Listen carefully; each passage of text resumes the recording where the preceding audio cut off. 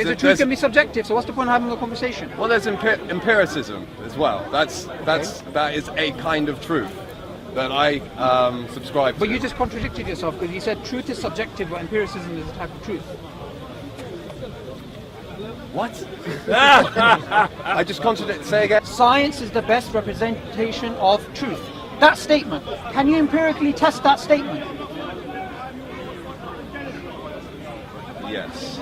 Yes. Yes, using the scientific method. If you manage to do that, you will win the Nobel Prize. I promise you. Do you know why? Because that statement is a self-refuting statement.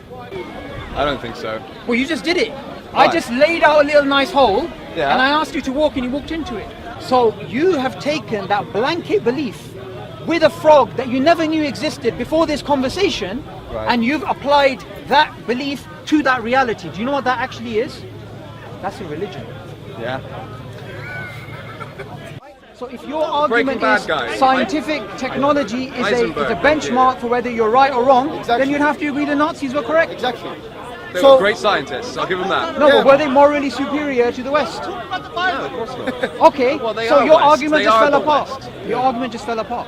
Because you said we are technologically in the West superior, right?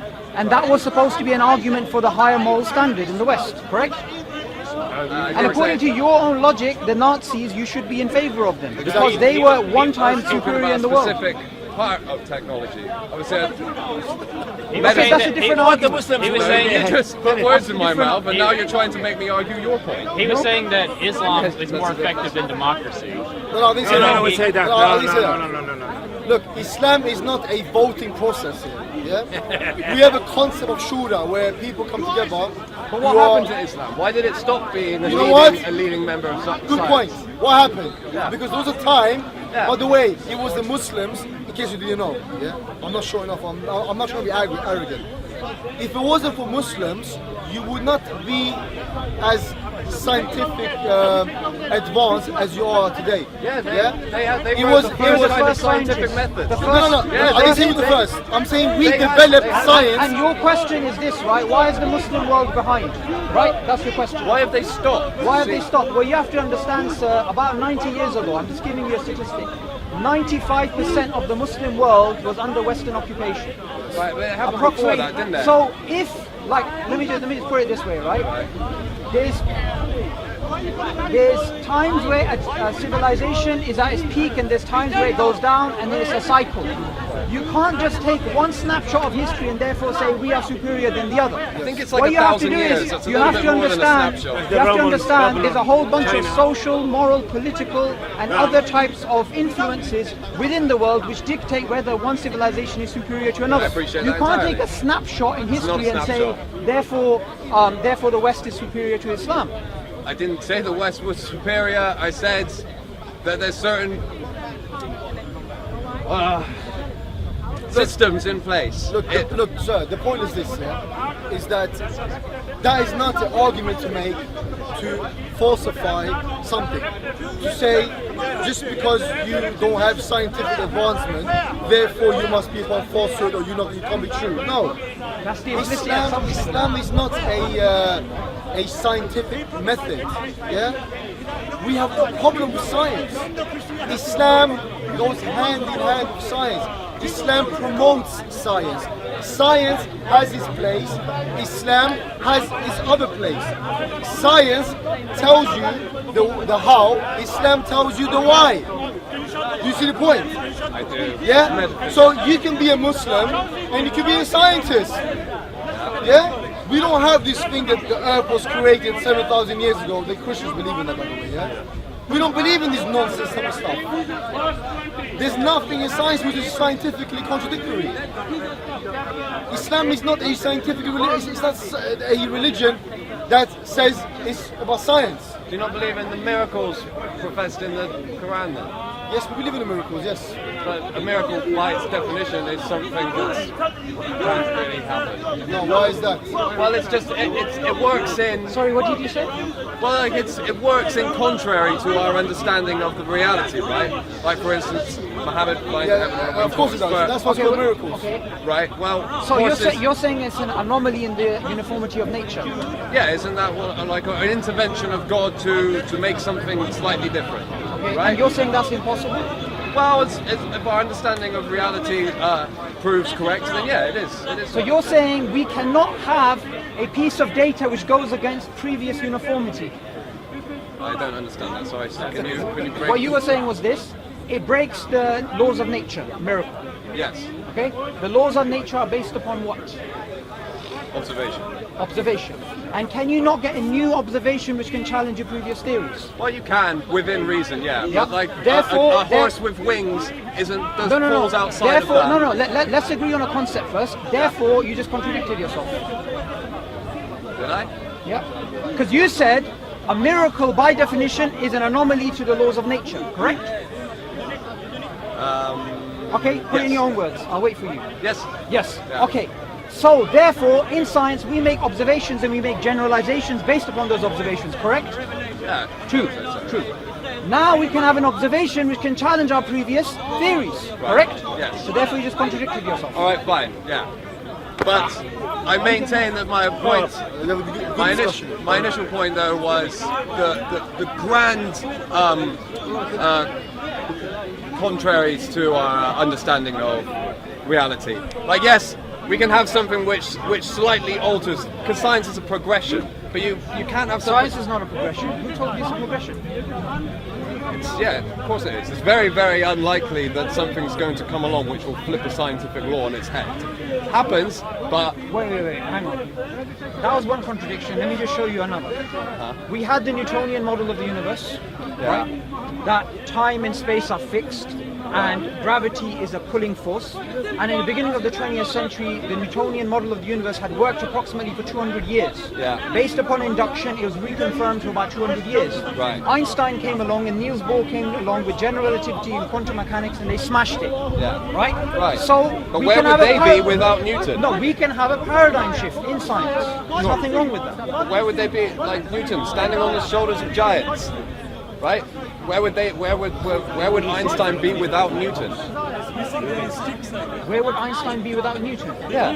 That's a side issue. Well, that's the point I'm making. No, the point you're making is this. You believe that science leads to truth, essentially. That's what you believe. Yeah. Okay? The problem with that belief is you can always have a new observation which can challenge your previous conclusion. That's wonderful. I think that's fantastic. So therefore science doesn't lead to truth. Well, it leads to our best understanding of currents. It's called Our best understanding of what? Reality? Sorry, I want to interrupt a I bit. mean, the proof is in the pudding, isn't it? Like, we use science to put planes in the sky. It works. Okay, that's a very good point. We went to the moon based upon Newtonian mechanics, right? Now, we went to the moon based upon Newtonian mechanics, and Newtonian mechanics assume time and space is fixed and gravity is a pulling force. Einstein came along with general relativity and showed time and space are not fixed, they're actually relative, and gravity is not a pulling force, it's actually a pushing force due to space-time curvature.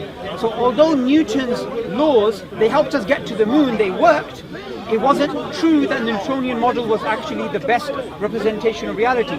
So science works, it doesn't mean it's true. Right. There's a difference between the two. Right. I am out of my depth because I don't know anything about quantum mechanics. No, you don't need to know anything about quantum mechanics. All you need to know is just because something works doesn't mean it's true. Okay.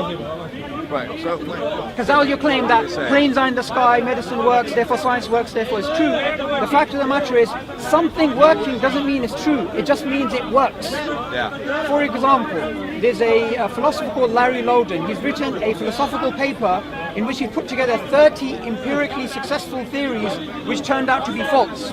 Right? These are theories which continuously worked. And even today in science, if you go up to any physicist and you say to him, do you believe in general relativity? He'll say yes. Do you believe in quantum mechanics? He'll say yes.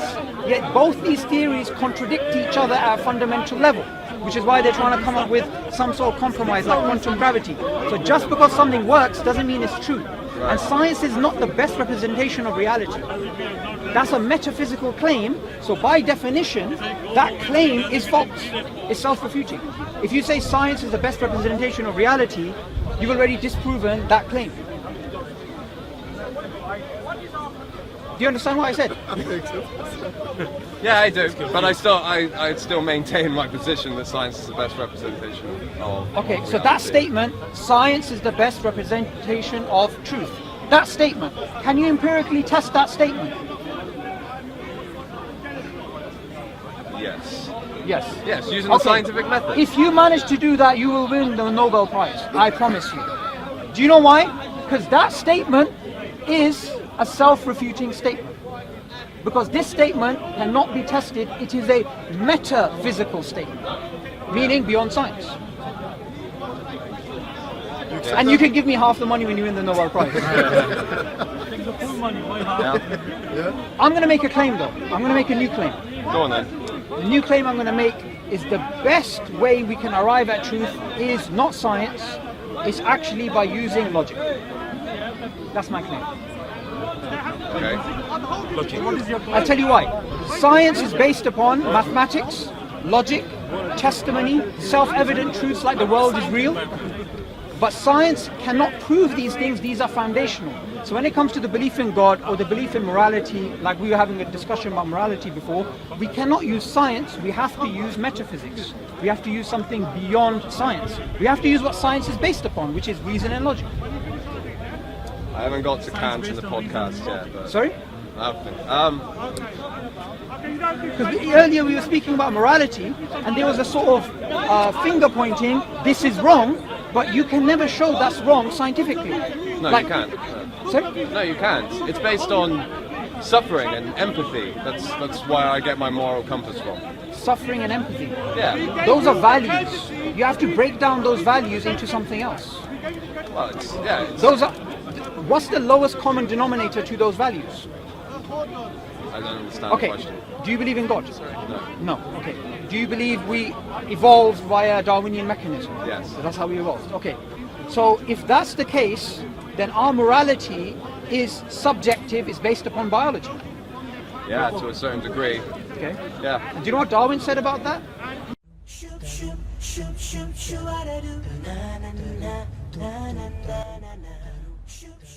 إذا أعجبك الفيديو لا تنسى الإعجاب والتعليق، ولكي يصلك كل جديد اشترك الآن.